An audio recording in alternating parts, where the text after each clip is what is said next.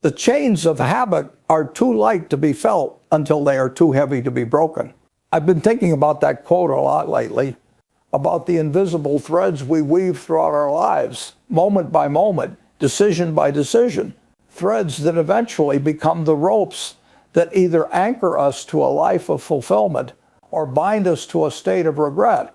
For over 70 years, people have come to me seeking advice. They arrive with pages of numbers, complex market analyses, and one question that always lies at the heart of it all: Warren, what should I do with my money?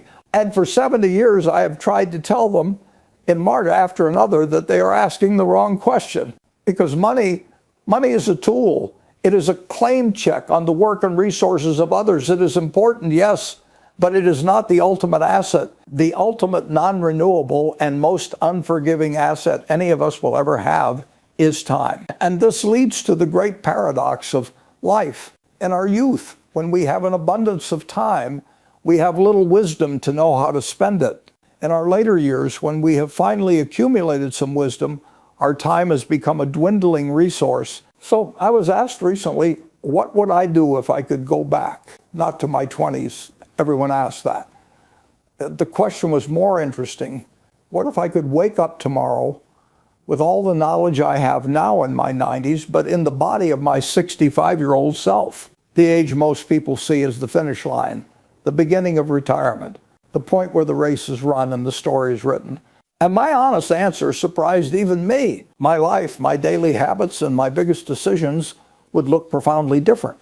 Not because my 65-year-old self was making terrible mistakes. By all external measures, things were going quite well. No, it's because the wisdom gained between 65 and 90 illuminates the staggering power of compounding in areas far beyond finance. So today, I am not here to give you 10 tips for a happy retirement. I am not here to give you a checklist of success principles. I am here to share with you 10 wiser corrections, 10 moments where, if given the chance to live that chapter again, my hand would move differently on the rudder of my life. These are the lessons learned, not from success, but from the quiet reflection that only the long, slow passage of time can provide. Because here is the secret. 65 is not the finish line. It is the starting line of the most important compounding game you will ever play. Think of it this way. In your youth, you play the first game of compounding. You invest your money, and you let time work its magic. But at 65, you begin a second game. You are no longer investing primarily with money. You are now investing with a far more potent currency, wisdom. And the returns on this second game are not measured in dollars. They are measured in peace of mind, in the quality of your relationships, and in a deep, unshakable sense of a life well lived. In this second game, a small adjustment to your daily habits, a slight course correction in how you allocate your energy doesn't just add to your life, it multiplies, it compounds. The difference between making a change at 65 and not making it can mean the difference between a gentle, fulfilling decline and a final chapter filled with regret and missed opportunities. So this is not just a message for retirees, this is a message for anyone who has ever wondered if they are on the right path. It is a look into the rearview mirror from someone who has had the rare privilege of a very, very long road to look back on. Let us explore these 10 corrections together, not as a list of regrets, but as a map for the road ahead. Your road, the first correction, the one that underpins all the others, and has to do with how I would view my calendar. My 65-year-old self, having just stepped down from the intense day-to-day management of a growing Berkshire Hathaway, saw time as a newfound luxury. An ocean of it seemed to stretch out before me. I thought, finally, I have all the time in the world. I can relax. I can do whatever I want. That thinking was a trap. It was a profound misunderstanding of the nature of time. The painful lesson I learned over the next 20 years is that unstructured time does not lead to freedom. It leads to entropy. Time, like a vacuum, abhors a void. If you do not give your time a specific, purposeful job to do, the world will happily fill it for you with trivialities. It will be consumed by unimportant emails, by pointless social obligations, by endless scrolling, by 1,000 tiny, meaningless distractions that in aggregate steal your life. I came to realize that a retired person's calendar should be even more jealously guarded than that of a busy CEO. because a CEO's time is structured by the demands of the business. A retiree's time is theirs alone to defend against the chaos of the world. So if I were 65 again, I would treat my time not as an ocean to drift in, but as a portfolio of assets to be actively managed. I would literally sit down at the beginning of each year and create a time budget, just as I would a financial budget. I would allocate my waking hours with the same seriousness I used to allocate capital. I would ask myself, how many hours of this finite asset will I invest in my health? Let's say 7 to 10 hours a week, non-negotiable. That goes into the calendar first. How many hours will I invest in my key relationships, my wife, my children, my closest friends?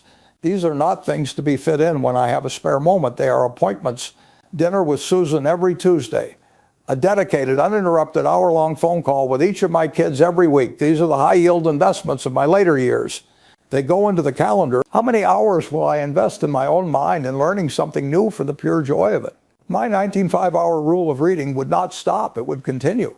But perhaps the curriculum would change. It goes into the calendar. Only after these bedrock investments are scheduled locked in would I even consider allocating time to anything else. The rest of the world gets the leftovers, not the first fruits. This is the difference between an active manager of your life and a passive victim of it. This brings me to the second closely related correction. How I would define the very concept of wealth. For my entire professional life, I, like everyone on Wall Street, was conditioned to measure wealth by a single number, net worth. It's the ultimate outer scorecard. The number goes up, you feel good. It goes down, you feel bad. Even at 65, after decades of preaching about intrinsic value, that instinct was still deeply ingrained. The painful realization was this: that number is a terrible proxy for well-being. I know people with 9-figure net worths whose lives are miserable. Their calendars are a prison. Their relationships are transactional. Their health is failing. They are by any real measure impoverished. The sole purpose of money is to give you options and control over your time. If you accumulate a fortune but fail to convert it into a life of freedom, you have failed at the game. So if I were 65 again, I would fundamentally change my personal balance sheet. My number one asset would no longer be Berkshire Hathaway stock. My number one asset would be uncommitted, high-quality time. How many days on my calendar are truly my own to do with as I please with people I love without asking anyone's permission? That is the real measure of wealth. My second most valuable asset would be the 19th portfolio of my relationships. The number of people in my life that I truly love and who I know without a doubt truly love me back. My financial net worth. It would still be on the balance sheet, of course, but it would be demoted to third place. Its job is simply to support the first two assets. It is the servant, not the master. This redefinition is not just a mental trick. It changes your behavior. It makes it easier to spend money on an experience that creates a lifelong memory with your children because you see it as an investment in your relationship portfolio. It makes it easier to say no to a lucrative but time-consuming board seat because it would deplete your primary asset, your time. This leads directly to the third and perhaps most physical correction. It's about how I would invest in my own health. My 65-year-old self, like many men of my generation, viewed health in a purely negative sense. Not being sick was the goal. My body was something I took for granted. It worked mostly. I ate what I wanted, hamburgers, Coke, and I famously avoided any form of structured exercise. I saw my body as a car that I was lucky enough to have. As long as it started in the morning, I didn't think much about the engine. This, I now realize, was my single greatest investment mistake. It was a catastrophic failure to understand the principle of compounding. The truth is, your body and your mind are the only two things you are guaranteed to own for your entire life. You have one body and one mind. You cannot trade them in. And their condition in your 80s and 90s is not a matter of luck. It is a direct mathematical result of the thousands of small investments or withdrawals you made in your 50s and 60s. A healthy diet is not an expense. It is a capital investment in your future energy levels. An hour of exercise is not a chore. It is a deposit into your longevity account. Every single day you are either building equity in your physical self or you are taking on debt. There is no neutral ground. If I were 65 again, I would treat my physical health with the same analytical rigor and daily discipline that I applied to my financial investments. I would view my doctor not as a repairman to be seen only when something breaks, but as my personal health CFO to be consulted regularly to optimize performance. I would schedule my exercise into my calendar with the same unshakable priority as a board meeting. Rain or shine, motivated or not, the work gets done. Because it is not work, it is the maintenance of my single most valuable productive asset. I wouldn't have to give up my cherry cokes entirely. I am still me, but I would see them for what they are, a calculated 19 portfolio risk. And I would ensure that the vast majority of my health portfolio was invested in the blue chip stocks of clean food, consistent movement, and adequate sleep, because the dividends from this investment are spectacular. It is the ability to travel in your 80s. It is the mental clarity to continue learning. It is the simple, profound joy of being able to get down on the floor and play with your great-grandchildren. No amount of money in the world can buy you that. You have to earn it, day by day, starting long before you think you need to.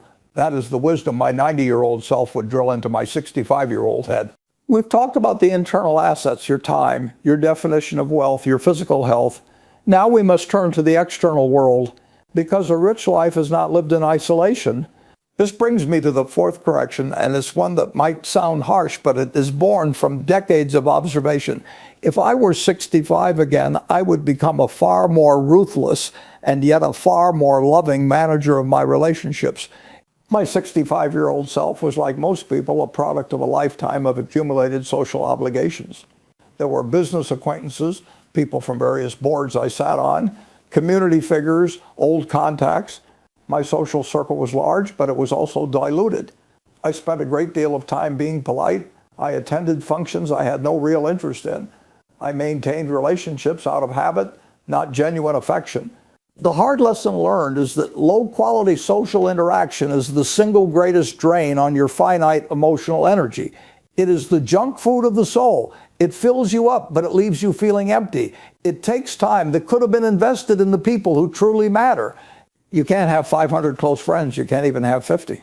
The human heart doesn't work that way. True friendship, the kind where you can be your complete self, the kind where you laugh until you cry, the kind where you can call at 3 a.m, that is an extraordinarily rare and precious asset. And it requires investment. It requires time. It requires energy. So if I were 65 again, I would perform a social portfolio audit. I would, with a clear and unsentimental eye, look at every relationship in my life and ask a simple question. Does this person energize me or do they drain me? Do I feel better or worse after spending time with them? And for those relationships that are a consistent drain, those built on obligation or a long extinguished history, I would, with quiet dignity, begin to prune them. This isn't about being cruel. It's about being honest. It's about recognizing that your capacity for deep connection is finite and it must be allocated to your highest yield investments. This pruning process would free up an enormous reservoir of time and emotional capital, and I would reinvest all of it, every last drop, into my blue chip relationships, my wife, Susan, my children, and that very, very small handful of lifelong friends. I would create more shared experiences. I would be more present in my conversations. I would proactively seek out ways to strengthen those bonds, because I came to understand that the quality of your life, especially in your later years, comes down to a very simple metric: the number of people you love who also genuinely love you back. That's it. That's the whole game. And my 65-year-old self would have started playing that game with a far more focused and intentional strategy. Now, this act of focusing on what's important leads directly to the fifth correction. It's about the act of giving. My younger self, and even my 65-year-old self to some extent, viewed philanthropy as a separate activity. It was something you did after you made the money. It was a way of giving back. The logic was sequential: first accumulate, then distribute. That logic I now see as flawed. It misses the incredible compounding power of giving itself. The profound discovery is that giving, whether it's your money, your time, or your wisdom, is not a depletion of your resources. It is one of the most powerful forms of investment you can make. The returns are not financial, but they are immediate and they are immense. The return is joy. The return is purpose. The return is a connection to something larger than yourself. When I finally began to engage with philanthropy in a serious, systematic way, I found it brought a new level of energy and intellectual stimulation to my life that I had not anticipated. Trying to solve complex problems like global health or education was an incredibly engaging challenge. It forced me to learn new things, to meet new people, and to think in new ways. It was, in essence, another form of intellectual compounding. If I were 65 again, I would not wait. I would have integrated the act of giving into the very core of my daily life much earlier and more systematically. I would view my wealth not as a pile of gold to be guarded, but as a river of capital to be directed towards the most effective, life-changing channels. I would have spent more time earlier studying the business of philanthropy with the same intensity I studied the business of insurance. And this isn't just for billionaires. The principle is universal. You can give an hour a week to mentor a young person. You can give your expertise to a local nonprofit. You can give a small fixed percentage of your income consistently to a cause you believe in. The act of giving shifts your mindset from one of scarcity, I must hold on to what I have, to one of abundance, I have enough to share. And a mind that operates from a place of abundance is a more creative, more optimistic, and ultimately a more powerful mind. Giving isn't the final chapter, it's a catalyst for growth at any age. This idea of continuous growth brings us to the sixth correction, and it's about the nature of learning itself. My entire life, my learning was driven by a purpose to become a better investor. I read to understand businesses. I read to find value. The goal was instrumental. The knowledge was a tool to achieve a financial end. And that was an incredibly effective strategy.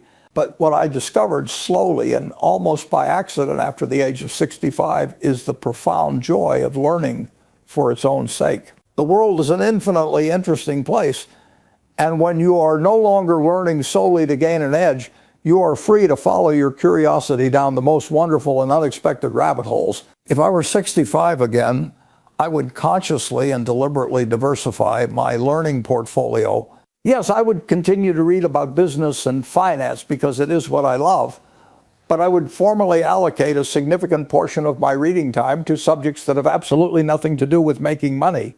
I would have set a goal to read the great works of history, from Gibbon's Decline and Fall of the Roman Empire to the biographies of every American president. Why? Because history provides the ultimate context for everything. It is the study of human nature, of cycles, of folly and wisdom on the grandest possible scale. I would have picked up an instrument, perhaps the ukulele, as I eventually did. The challenge of learning a new physical skill, of coordinating your mind and your fingers, creates new neural pathways. It is a form of cognitive exercise that is completely different from analyzing a balance sheet. I would have made a more concerted effort to learn a new language. The struggle to grasp a new grammar, a new vocabulary, forces your brain to become more flexible. It literally teaches you to think in a different way. My 65-year-old self was still too focused on leveraging his existing knowledge. My 90-year-old self understands that true wisdom lies in a relentless, almost childlike curiosity about the things you do not know. Learning for the sake of learning is a reward in itself. It keeps your mind young, agile, and open. It is the ultimate defense against the mental stagnation that is a far greater threat than any market crash. We have now corrected our approach to time, wealth, health, relationships, giving, and learning. You can see how they are all interconnected. A healthier life gives you more quality time. Better relationships provide a different kind of wealth. Learning for its own sake brings joy, which is the ultimate return on investment. But all of these require a certain mental environment to thrive. This leads us to the seventh correction, which revisits a theme we discussed earlier, but from the perspective of a retiree. If I were 65 again, my use of the word no would become even more powerful and frequent. My 65-year-old self thought that retirement meant freedom from the obligations of the CEO's calendar. To some extent it did, but I quickly learned that new, more insidious obligations rush in to fill the void. Social events you feel obligated to attend. Board seats you are guilted into accepting. Requests for your time and opinion from people you barely know. The danger in your later years is not that you will be forced to do things, but that you will drift into doing them out of a lifetime of politeness and a fear of being seen as unhelpful or disengaged. The painful lesson is that Your time becomes exponentially more valuable as you get older, not less. You have fewer productive hours in a day. Your energy is a more precious commodity. Therefore, the cost of saying yes to something that is not a hell yes is catastrophic. So, if I were 65 again, I would live by what I now call the calendar of no. I would not just say no reactively. I would proactively schedule nothing into my day. Blocks of time, sometimes hours long, marked simply as thinking or reading. And I would guard these appointments with the same ferocity as I once guarded a meeting about a multi-billion-dollar acquisition. Because in those quiet, unscheduled hours, the real magic happens. It's when you connect the dots from your reading. It's when you reflect on a conversation with your children. It's when you simply sit and appreciate the profound luxury of being in control of your own mind. I would have resigned from almost all boards and committees far earlier. The prestige they offer is a siren song from the outer scorecard. It's a trait of your most valuable asset, your time for a line on your resume that no longer matters. A truly wealthy person in their later years doesn't have a full calendar. They have a full mind, and that requires an empty calendar. This clarity on how to spend your time leads directly to the eighth correction, how you spend your money, specifically on the valuation of experiences versus possessions. I have lived a famously frugal life. I've never had an interest in yachts or a dozen houses. My 65-year-old self was perfectly content with this, seeing it as a virtue of thrift. What I didn't fully appreciate, and what I would do differently now, is to more actively and joyfully convert money into memories. The wisdom of age teaches you this. Every possession you own, from a new car to a piece of art, follows a predictable path of diminishing returns. The initial thrill of acquisition fades, and the object eventually becomes just another piece of furniture in the backdrop of your life. In fact, it often becomes a burden, something to be stored, insured, and maintained. Experiences, on the other hand, do the opposite. They compound. A great trip you took with your family doesn't fade. It pays dividends for the rest of your life in the form of shared stories, laughter, and a strengthened bond. The memory of the experience actually becomes more valuable over time. So if I were 65 again, I would be far more aggressive in my experiential spending. I would, without hesitation, spend what might seem like an extravagant amount of money to gather my entire family, children, grandchildren, everyone, for a week-long trip to a place none of us had ever been. Not because of the luxury, but because of the focused, uninterrupted time together it would create. The return on that investment is incalculable. I would have said yes more often to the simple, fleeting experiences. The unplanned weekend getaway, the concert for a band my kids loved. My 65-year-old self was still too programmed to think about the price of things. My 90-year-old self understands that the value of a shared memory is infinite. You must be willing to trade the easily counted currency of dollars for the priceless currency of unforgettable moments. This brings me to the ninth and perhaps most personal correction. It's a revisiting of the inner scorecard.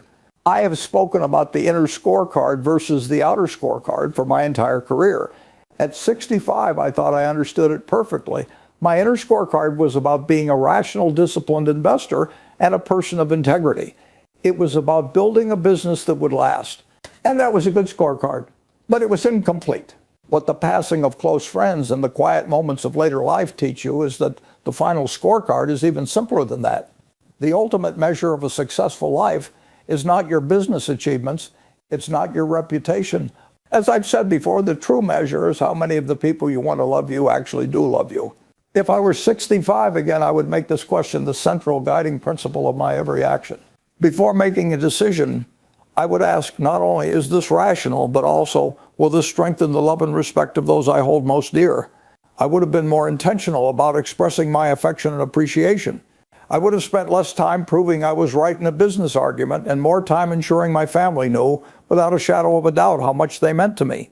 Because when you get to my age, the ticker tape of your stock prices fades away. The newspaper headlines yellow and crumble. The only thing that remains, the only thing that truly warms you in the end is the love you have given and the love you have received. That is the final true net worth. And so we arrive at the 10th and final correction. It is the synthesis of all the others. if I were 65 again, I would more actively and intentionally embrace the profound power of simplicity. Youth is about addition. You add skills, you add relationships, you add possessions, you add complexity. You are building.